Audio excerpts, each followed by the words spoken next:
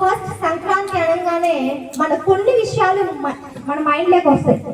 ఆ కొన్ని విషయాలు ఏంటి? ముఖ్యంగా ఇవాళ మనం ఆల్రెడీ మార్నింగ్ కొన్ని ఈవెంట్స్ లో పార్టిసిపేట్ చేసాం. సంక్రాంతి అంటే ఫస్ట్ ఏంటి? రంగవల్లులు. నెక్స్ట్ ఏంటి? పతంగులు. ఇవి పిల్లలకి బాగా ఇష్టమైనవి.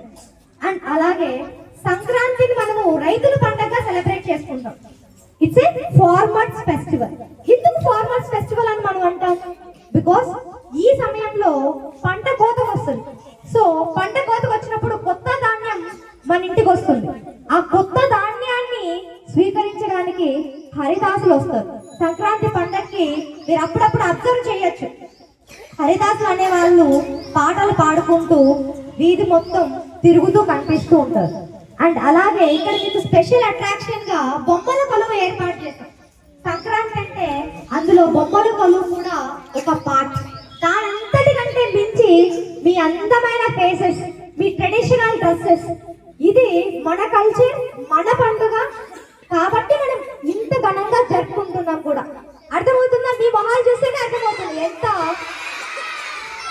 మన తెలుగుదనం అన్నట్లు. Okay, so hope you enjoy this event. So welcome చేద్దామా హరిదాసుల్ని? సో హరిదాసులు వచ్చి ఇక్కడ పూజ చేసి ప్రోగ్రామ్ ని స్టార్ట్ చేస్తారు. ఓకే.